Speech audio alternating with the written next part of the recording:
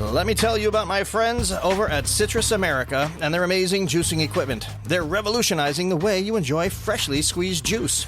They're at the best hotels, restaurants, and markets. Their mission is simple. Develop a unique consumer experience with on-premise juicing, deliver healthy taste options to clientele, and juice more faster. It's that easy. Citrus America supplies the highest quality juicing equipment and solutions in the industry. So whether you're a small business owner or a large corporation, Citrus America has the right juicing equipment for you. Find out more at citrusamerica.com.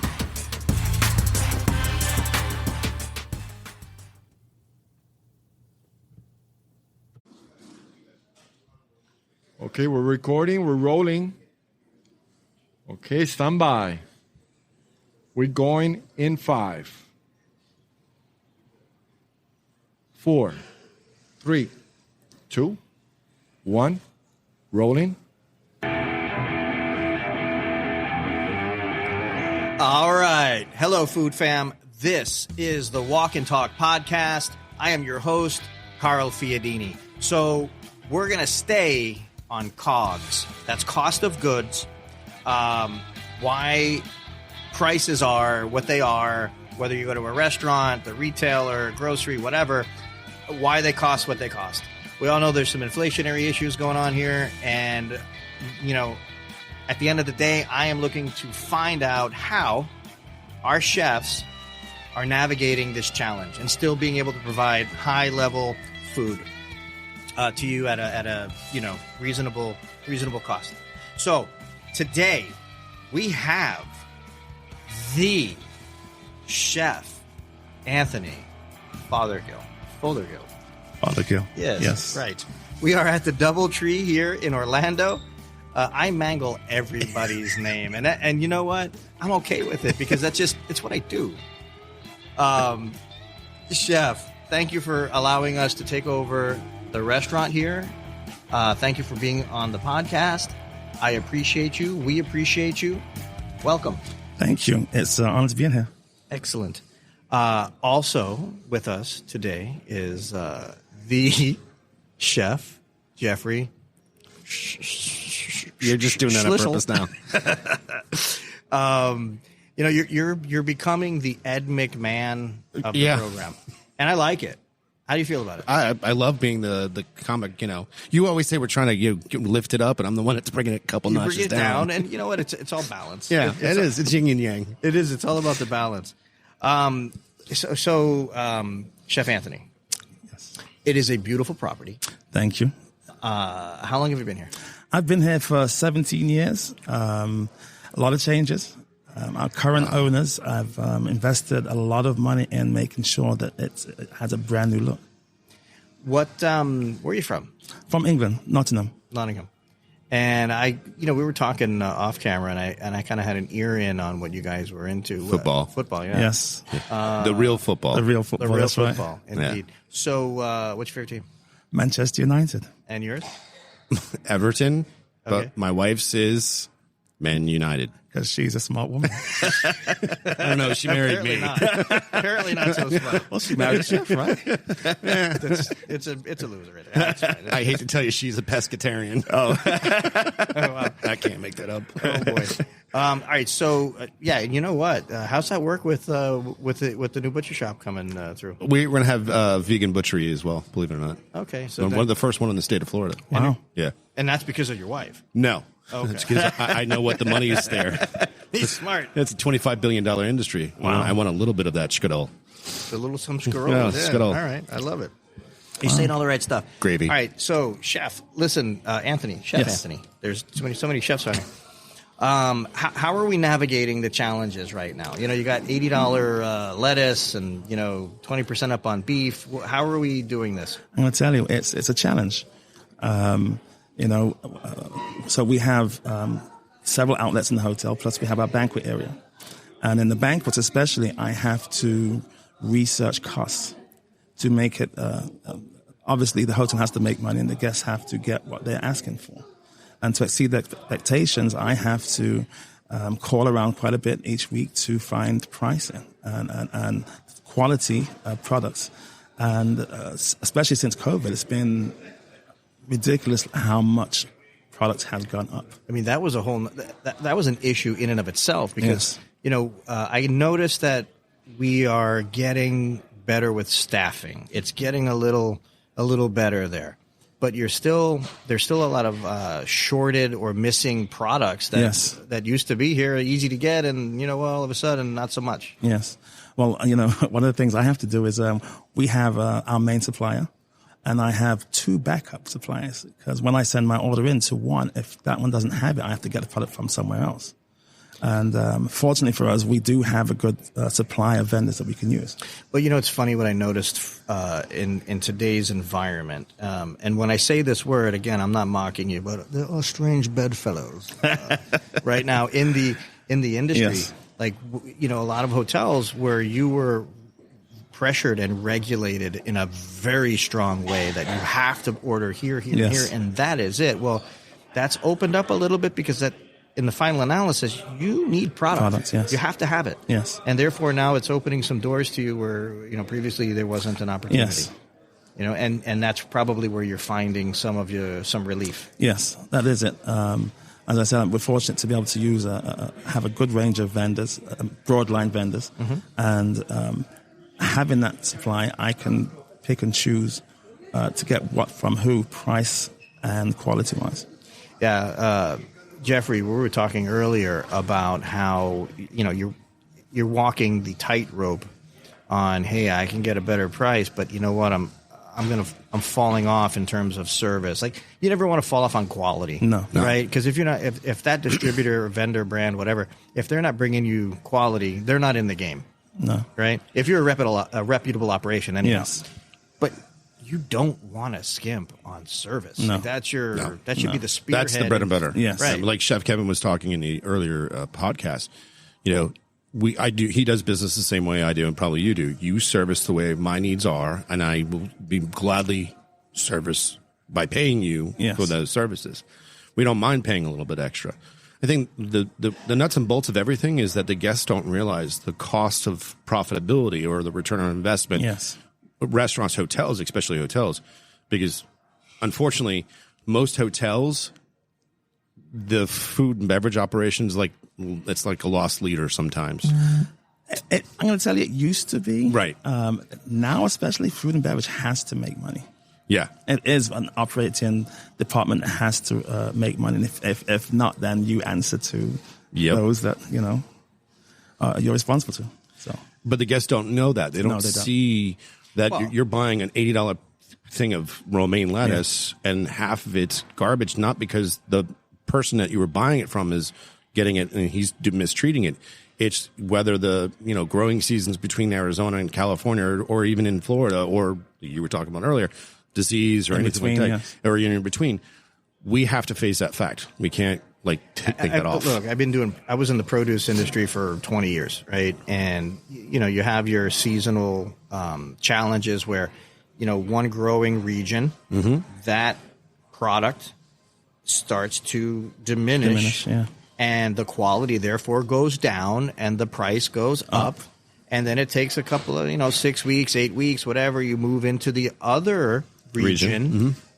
The first batches coming up there, the first harvests coming up there are also low quality and not much in volume. So quality low, price remains high. Yes. And then you get into the swing and all of a sudden price drops out and everybody's happy. Quality is fantastic. In where we are today, it's different. I can't cite anything, but some farmers aren't even growing certain things because it's not even profitable at this time, or they're being kind of coerced into growing something else that that's more valuable, right? And which is also part of the reason why some things may not be available. Long and short of it is, you as the chef, we as distributors, it's a hard navigation right now. Oh, it's tremendous. I mean, I wouldn't think of what my previous employer and what those guys are going through right now. It's got to be nuts between outages and shorts, and then how do you deal with that? Because you get frustrated because they sent it to you and they verified because you verified the news. Oh, look, it's got the order. It's going to be filled, and then it always comes on the truck, right? No, it does not. No. And what do you do then? Then you're calling somebody and saying what's going on. Yes. Well, and hopefully an unknown is most people don't understand is some of those larger distributors, the sales reps aren't even allowed to do anything. They can't help you. No. They can't put that product in the car and run it out, or It's breaking the temperature chain. Right, exactly. So you get into that whole it's the food temperature chain. It's actually it's the control as well. It's a control factor. Correct. So I mean, you're kind of stuck, and that's where we get a lot of the smaller brands that are out there, that distributors that are out there that can bail you out. Yes. And they've become a major crutch. Definitely. I find myself, yesterday, for example, I had an order came in and it was verified online, and there were 7 items that came short. It was out of stock. Probably every item you needed for your banquet or something like that. Right, probably. I mean, it's Murphy's Law. When we got here, there was, 100 people here in the lobby. I'm assuming whatever you needed was for their dinner yesterday. Yes. Right? Yeah. Yeah, I would definitely agree with that. Yeah. So, so Chef, where are you taking the menu now? Are you bringing it into a new direction? What's the plan? There's 2 directions. For banquets, for example, obviously with banquets, it's a planned event. So you've been busy here too. You're at what, the average like 75% occupancy, something like that. August to August, we were 99% occupied. 99%. August to August, yes. Wow. Insanity. What across the street right there? There's that little park. Yeah, right Universal. Oh, there we go. That could help a little bit. This is a terrible location. It's a tremendous location. That's always been busy. How many rooms? 742. All right, my next question, because I was trying to figure this out earlier. How long has this thing been here, these 2 buildings? I want to say it's about 42, 44 years, something like that. Yeah, when you're this old, you know exactly almost how old the building is. Yeah. Oh, my God. Wow. Yeah, true story. Yeah, but it's literally been gutted and changed. It's so different from when I first started here. This was all wooden out here. It was all old, an older look. Right. And they just changed it all to more of a more modern, white, cleaner look. Now, when they changed, did your menu morph and change? And Yes. how often can you morph your menus? We change our menus once to twice a year, depending on what's going on. The banquet menu obviously done once a year. Then outlets is done probably every 3 months. We update it.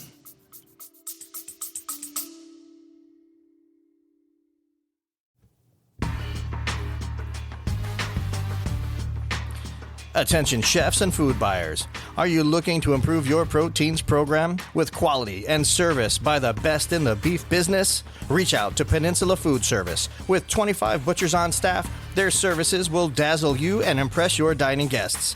Peninsula is the largest Creekstone farm distributor in the southeast United States. Let the gang at Peninsula Food Service cut your beef burdens away and ask about their dry-aged program. Look them up at peninsulafood.com.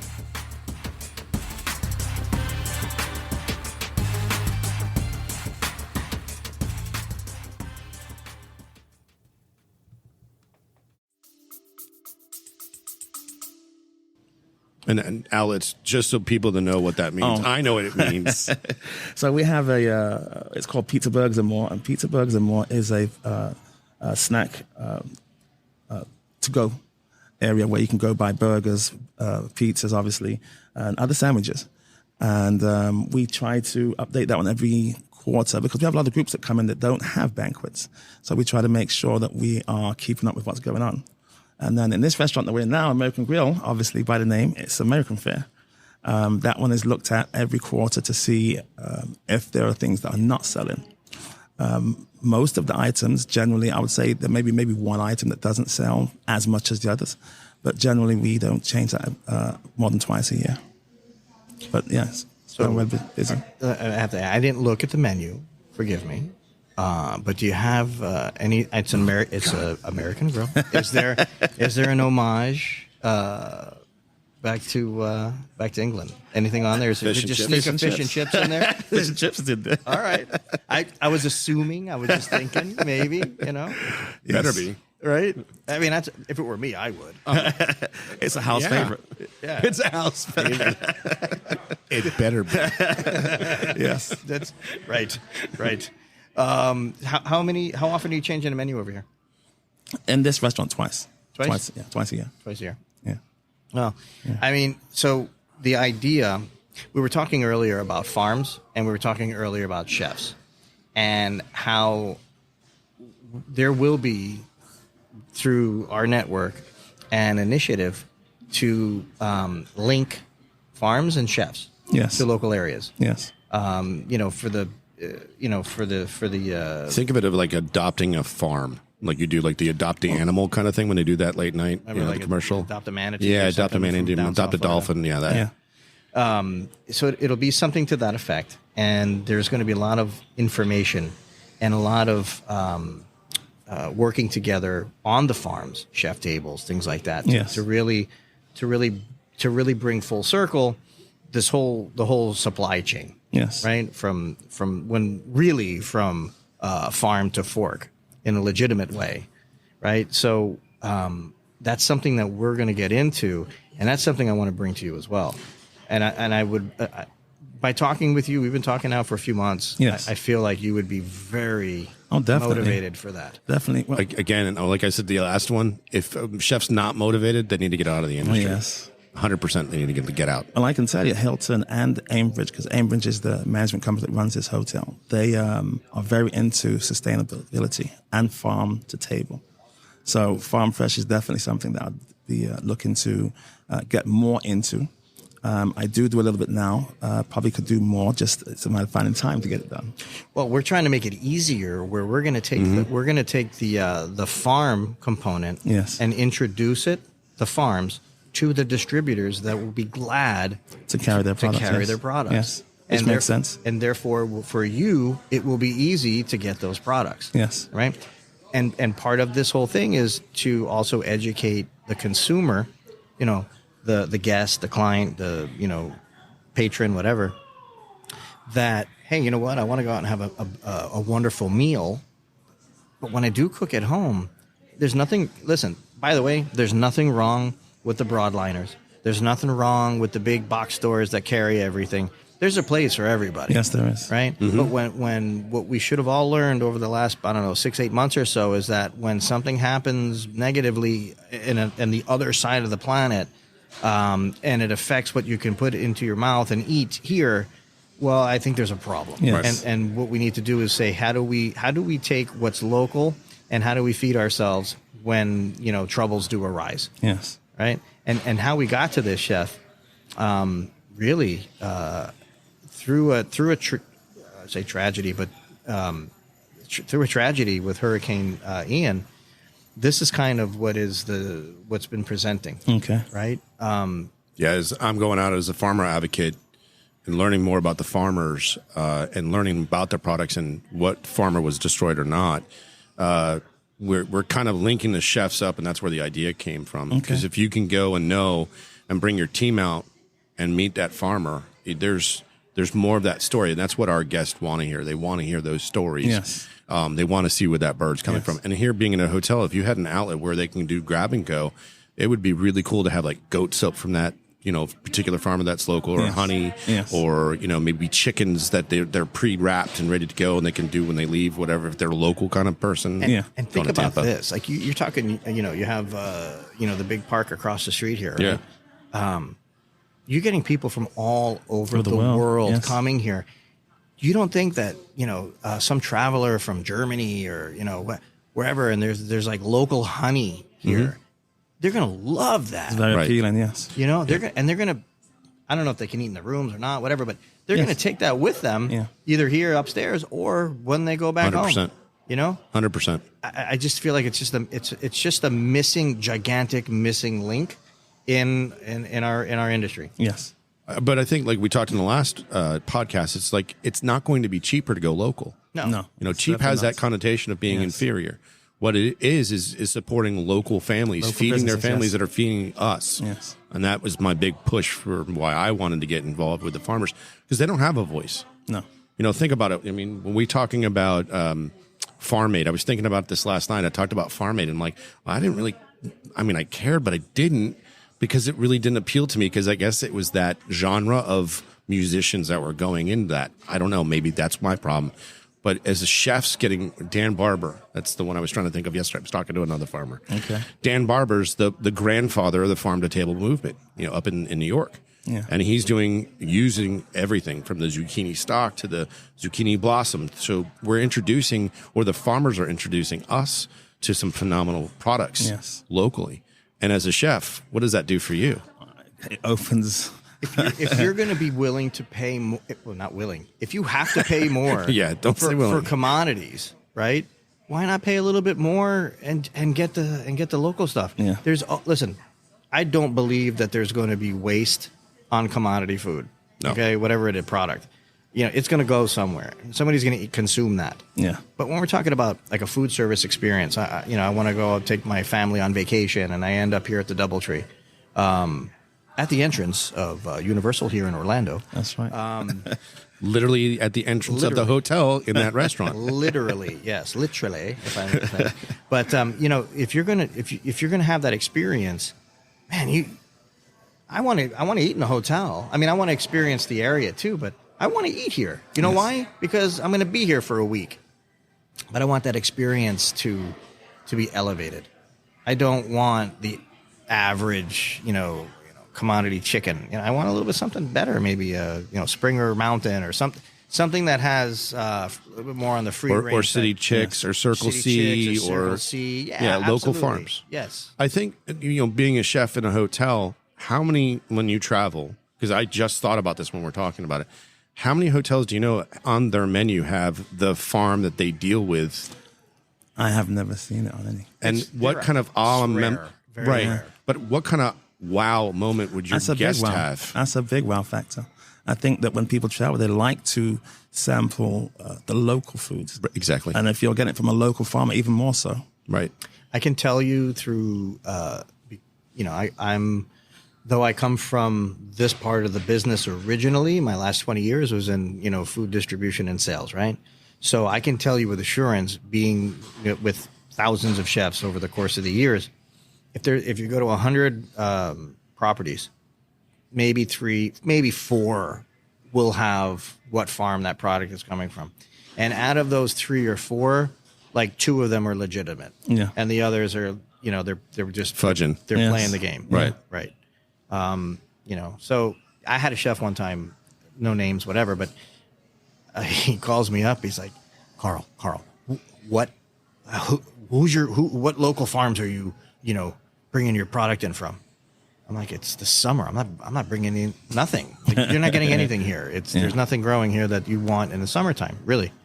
And he's like, oh man, I'm in big trouble. Like, what are you talking about? He goes, the local news station, they're doing an expose on me, and I had it on the menu, and I didn't take it off the menu, and I should have, and I just didn't do it in time. And whoops. Yeah, and I'm like, man, truth in menu. Yes, it is. It's rough. Yeah. Mm-hmm. Mm-hmm. Yeah. And I said, going forward, I know this doesn't help you now, but like on your menu, just put like one available. You know what I mean? That's all you need. Just it opens seasonal. CYA. Yeah.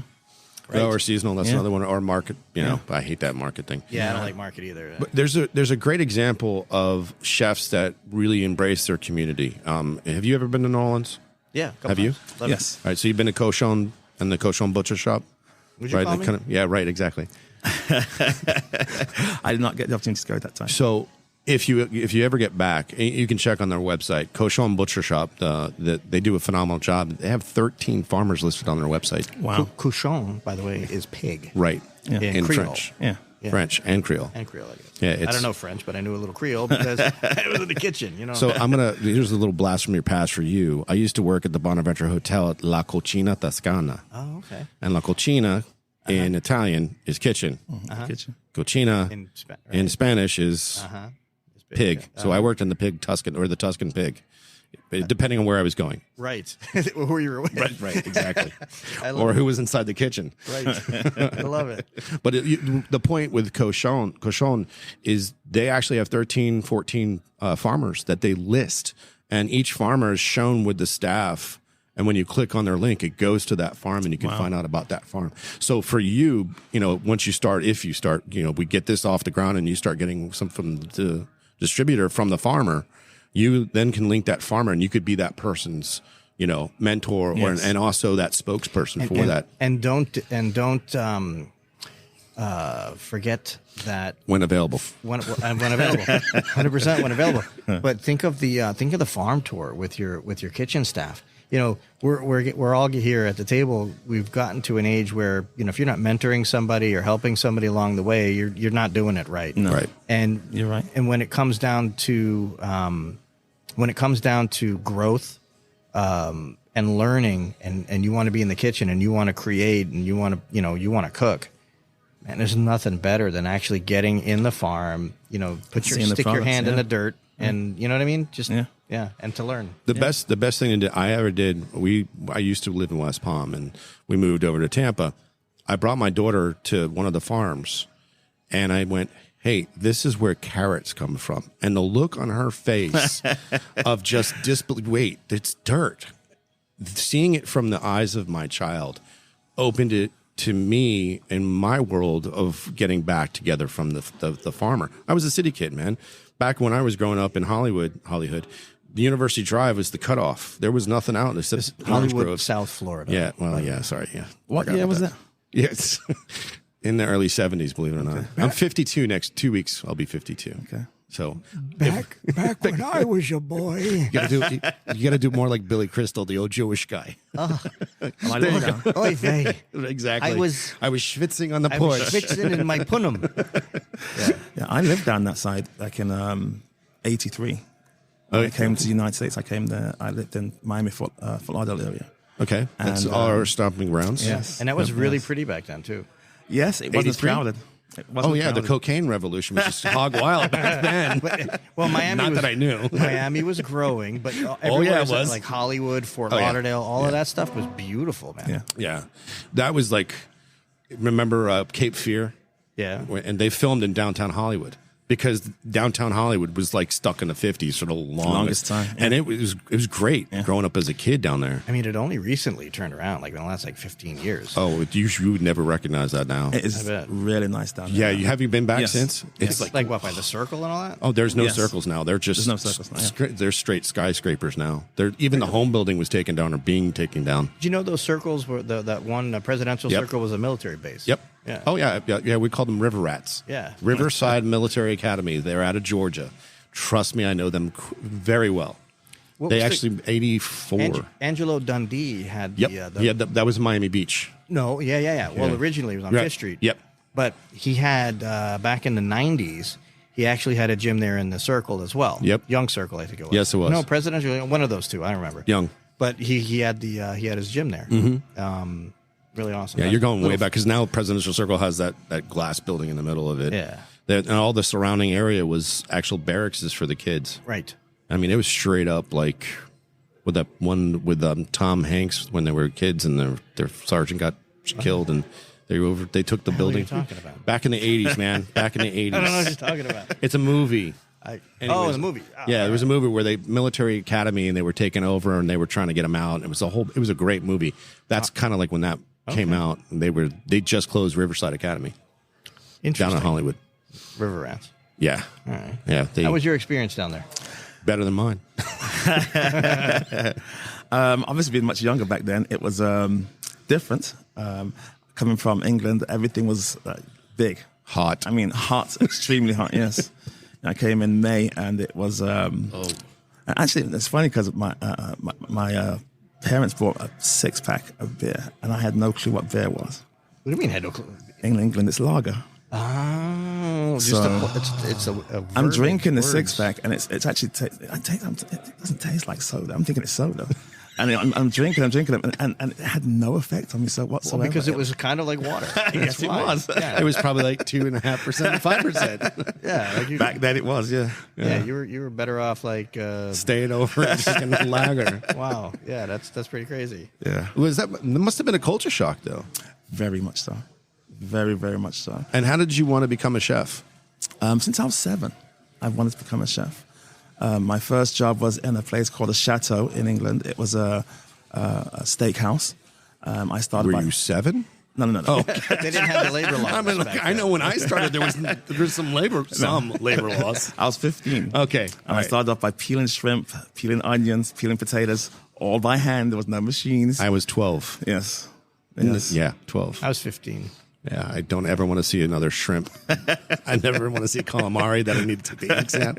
And peeling the roasted roasted peppers, because I worked in an Italian restaurant. That's right. Yeah, I never want to see those three ever again. Yes. Ugh. But it was a good experience when I look back. You know, I don't think that people experience that anymore. No. And it's an eye opener. I think people need to realize that this is the beginning, and you have a long way to go. Because nowadays, from my experience with a lot of the schools, there was one that was here that's closed down now, and they started them on fine dining, and you know, you're just getting into this business. You don't learn fine dining right away. You learn the basics, and I don't think people learn the basics early enough or as much. Do you go back in your kitchens and mentor or pick a certain cuisine and kind of tweak that cuisine? Or I'm very much into Floridian cuisine. Another one. That's me. Yeah. Yeah. Awesome. Very much into. I'm glad somebody else knows. Yeah. There's two people on the planet that know what Floridian cuisine is. Yes. You want to tell everybody what Floridian cuisine is? I was just going to say somebody's got to now define that for the audience. There is really no definition, but my definition of it is mixing Caribbean flavors with local Florida seafoods and other proteins. So when I first came here, Norman Van Aken, down in South in LA. Florida, yes, he was the one that really made it public. I say public because I used to do it, but I used to work in a hotel. So it wasn't something that people were as aware of as he did. He has a book. He had a book. I think I still have the book. Yeah, he had the first New book. World. It was the New World. It was the exotic fruits. Yes. And that was like the first. It was him and Mark Miller, yes. Where did the pepper, Yes. and then he did the fruit. Yeah, and there's actually two other chefs that did Floridian. There's Alan Susser and Alan, Mark Minatello. Yes. So you had literally Minatello's Broward. down Yeah. in- Yes. Yep. Mm-hmm. So you literally had Broward, North Miami, Yeah. and then you had Coral Gables. Yeah. So you had three chefs at that time, so almost exactly the same time. And it's funny because Mark's place, especially, which was downtown Las Fort Olas, Lauderdale, Las Olas. you had to a month to get into his restaurant. Yeah. Unless you knew somebody. That was the place to be. Yes. Yeah, I mean, and I follow him on Facebook. He's still around. he's up in New Hampshire now. He's running 3 different concepts. I think somebody was telling me. Something like that. Yeah, Okay. or maybe it was you who was telling me. No, it that. wasn't me. So Floridian cuisine for me is the Caribbean. Yes. It also has the influence of Central and Latin America, Americas, yes. but we cannot forget West Africa. Yes. That's such a huge Yes, yes, there influence. is. And I love barbecue. In the last 5 or 6 years, I really got back into barbecue because it's primal. And when you cook like Francis Millman, and you cook like sorry, we're geeking out. Wait a minute. Are you trying to say that you left barbecue at some time? No, I didn't. I got more into it. Like I refined myself. Oh, I you went really deeper into barbecue. Yeah, I dove. Oh, okay. I Because dove. for You know a what? second, Deep. it sounded like you were like, yeah, No, got back into it. that's like saying, did you ever not eat bacon? I'm saying. I'm trying to. We all heard it. I know, but that's not what I heard meant. it. I meant Chef I went heard deep. it. The American public heard. Everybody and heard it's still it. gravy, by the way. It's not. Oh my god! And you can't bring him involved. Yes, I certainly will. No. Chef. So this has actually been going on for A way feud. too long. Like it's a feud. It's a thing. When you think red sauce, tomato sauce, pasta sauce. Yeah, Yes. the operative the phrase is sauce. Like the word is sauce. There's a select small group of people Not just me. that call it gravy. The tomato sauce. They call it Yeah, gravy. They call it gravy. You know, because I guess maybe they're putting it on their turkey. I don't know what they're doing with it. That's a little strange for me. It is strange, isn't it? Yes. Where are you from again, Chef? Doesn't matter. He's a chef. The reason why I know about that is from everybody immigrating down from New York. That was an Italian from Where the New hell York. do you think my family comes from? Jersey. No. Oh, well, then you must have been on the wrong side of the tracks. Then. No, listen, it's sauce.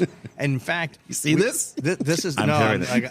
I'm actually getting hot in my car. So what ends up happening is like he started something on Facebook. No. Or did You started it in the Gerald last did. podcast. No, but no, that was because of Seth. Seth was Right, Seth said breaking my gravy. chops. No, And- Seth said he was going to make gravy, and you went, "What's gravy?" Gravy. Anyway, And that's how it got started. Is that what a cranberry? Right, chutney. What are Whether you you doing? you cooking Thanksgiving meal, you should have seen the poor guy's face. Italian. He's like, he's busting my chops. All I did was say I made gravy. What's Thanksgiving? What the hell are you talking about? You know.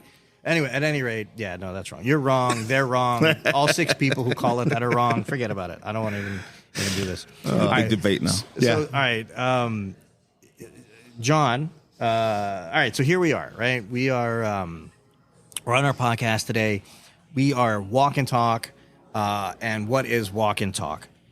It is. We're many things, and we're growing. As it turns out, we are a food industry media company, and the focus is on taking the chef, the property, and promoting them. And that's because not everybody's a celebrity chef, and that's a small niche, yes. small little That's a small little footprint. But really, how many chefs are out there that are doing the work, learning, growing, putting out great product, putting in the 80 hours a week, the whole 9 yards. And I think everybody should know, and the team, our whole Walk and Talk team, we believe that we should know everybody. We should know all the chefs. I feel like there should be baseball cards. I feel like there should be chef baseball cards. They should be traded, and if we got an Anthony Fothergill from 92, it should be worth about a G. That's what I'm saying. All right? We'll trade it off. I'll take that. We'll start that. So what is Walk and Talk? Let me write that down. We have the Walk and Talk podcast, which we're on right now. We have 2 streaming and internet food TV shows. One is called Restaurant Recipes, and the other is called The Dirty Dash Cocktail Hour. And we wrap it up with the Restaurant Life magazine. All of this content is about the food industry. It's about the chef. It's not only the chef. It's about the bartender. It's servers. It's really the business at large. And again, it's a hard business. It's not the hardest business. I mean, maybe sitting in a cubicle is the hardest business, but this is a difficult business. Yes. And at the end, it's a very interesting one because of the personalities, right? So we're bringing that to the forefront. Going forward, if I may announce, Chef Anthony will be, you're going to get a show. It's Yes. Restaurant Recipes. And so at the end of the day, that's coming up soon. We're going to start scheduling that. And we're going to do something here at the bar as well. Yeah. So That's awesome. Yeah, super looking forward to that. I mean, it's a beautiful property. When we do these things, we always look to promote where we are. It's a trifecta win. Yes. Property wins, chef wins, and the consumer wins because they're getting good definitely information yes. and good entertainment and all. So that's kind of who we are. I would love if you can hear me out there and you're listening to this, go to the website www.thewalkintalk.com. See kind of what we're doing. You're going to be able to find where to find Chef Anthony when his episodes come out. You're going to find it there. All right. By the way, Roku TV, Android app, Amazon app, Spotify. Well, so the video shows we're streaming, and then you can catch them online, internet-wise. Obviously, we're doing a YouTube thing, which, by the way, we're getting anywhere from 20,000 to 200,000 views on an episode. Wow. So we're good. there's some real growth there, and I'm going to put it out there. There's a platform called Newsbreak, which is really cool, because we're very fortunate. They came to us and they said, "Hey, we love your YouTube channel. How you want to be a contributor for this?" And it's a delivery. It's a news delivery platform, and they're like top 5 on the internet. Wow. Right. So when we start publishing your content, it's going to show up as news. Wow. It's not going to show up as like, oh, it's a YouTube. No, it's going to show up as news. Yeah. Yeah, it's pretty amazing. So we're really blessed to be where Kind we of are. is news, right? It's Well, not just you're but you're it's content. showcasing. It's not. right. It's not social. Like, oh, it's a Facebook post. Right. It's not that. It's Right. it's a little bit more. There's a sprinkle or a drizzle, if you will, here, Chef, of PR to Right. it. Right. We are not a PR firm. However, this has a very strong PR feel. Okay. In this particular. You're shedding light on common issues within the industry. Yes, correct. We're also, when we do our magazine, we take the articles and we publish the article to Newsbreak as well. So you're getting an article and also video. So it's pretty amazing. That sounds great. Yeah. So we're going to talk about scheduling here really soon. Before we go, we got about 5 minutes here. Very quickly, if you could just kind of talk about the particular, was it the 18th? Yeah, November 18th. Real fast. Sure. We'll give the synopsis, Yes. the Cliff Notes. Yes. That's how old I am. So, yeah, November 18th, the week of actually November 14th to the 20th, we're actually asking hotel operators, restaurant owners, as well as private chefs and caterers to go ahead and donate part of the proceeds for that week to go to www.chefshelpingchefs.org. It's also known as Sharing Our Stories. It's the 501(c). What we're going to do is basically fund people down south that are in the service industry that have been affected by Hurricane Ian, and also farmers that have been devastated by Hurricane Ian as well, to get them back and running. Okay. Specifically, November 18th in Odessa on the farm Cahaba Club, which is Marvin's wonderful microgreen farm. Chef, if you have not been out to Marvin, if you've not been out to the farm, it's worth the drive. I've had the products. I haven't been down to the farm. Yeah, you definitely have to go check the farm out, because what he does down there is absolutely stunning. So Marvin pretty much opened up his farm. We're going to have at least 9 chefs that are going to be there, 3 of which actually survived a hurricane, and they're going to tell their stories. One of which is, we heard last week in the podcast, one of the brothers, Seth, the gravy guy, sauce guy, the gravy guy. He, he told the story about what they went through and so on and so forth. He's actually doing a vegan crab cake as one of his courses. Okay. So that we have 3 left now, spots for chefs. So if you guys know of any chefs that want to partake and want to be part of this, the door's open. I'd have to check my schedule. Yeah, as I'm looking over to the right. I just, if you're not watching the video, I just gave Chef a hard stare. All right, that's what happened. He's got a Goomba outside. I will definitely. I think you're going to do this. All right, so Chef, listen. Thank you, Jeffrey. My pleasure. Thank you. Why should anyone come here to the DoubleTree at the entrance of Universal Studios in Orlando? Why are they coming here? People are coming here to relax. People are coming here to get away from their day-to-day lives, whether it's for a day or for a week. Many of our guests are international. There's a couple that's here this week. They've been here for almost 2 weeks, and they're from England also. And they really didn't come to do anything besides relax and shop. Do you give them a discount on the fish and chips?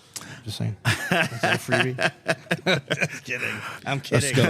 A scotch. You know, the hotel itself, the employees are very hospitable. You know, these are hospitality people. They have been in the business. A lot of people that work with me in food and beverage, I have people in the dining room that have been here for 30-odd years. Wow. So they're seasoned. They know how to treat guests. Very seasoned. Yes. You know what? It's funny. We're sitting here, and in 2 weeks, I'm actually supposed to come to Universal for my birthday. We're trying to think of where we're going to stay, and we're actually going to stay here. Not even knowing how. Okay, but I'm not even saying for that. But I was like, I haven't never stayed, and we stayed down the road. Well, it was between the other park with the mouse, okay, or here, and I didn't want to go there. It's a no-brainer. So, yeah, it's a no-brainer. But sitting here right now and listening to the music in the background that's piped in the lobby, it actually feels like Miami. It feels like it's got the Miami like an oasis, yes. Or like you're in the Caribbean type of feel. Can I get a cocktail over here? Even though you're just literally like right off the lobby, and that's a great job by the owners doing what they did. The atmosphere is amazing. Yeah, it really is. It doesn't feel like does this sound stupid? It doesn't feel like a hotel. No. It feels like a resort. Yeah. Man, I'm holding off on my Mickey Mouse, my impersonation. Thank you. Don't. My daughter would dig it though. If I, Well, then you'd have to then. Yeah. Are you the dad that paints the nails too? No. No, I don't do that. I am. There's. I tell her to do my toes, and she caught on really quick. She's like, "Yeah, but you wear shoes." I do, and I sleep with them, and that's okay. Like the shoes are on, leave my feet alone. Don't. All right. There we go. It's like, there it is. Okay. So listen, Chef, thank you for allowing us here today. I think this was fun. I think it was informative, and I cannot wait to come here to actually do videos. Yes. That's going to be awesome. Thank you. It was a pleasure to be on the show today. It's amazing. Yes, let me know how the steak, like when you come here, let me know. Oh, definitely. I might show up with a camera. That's I'm just saying. Just bring the wide angle lens. That's all I'm saying. Duh. Like, yeah, I think so. It goes without saying. Yeah. All right, listen, everybody, thank you for listening and being involved in this show. This is the Walk and Talk podcast. I am your host, Carl Fiadini. Check us out, www.thewalkandtalk.com. Thank you very much. Everybody have a wonderful, wonderful day. You too.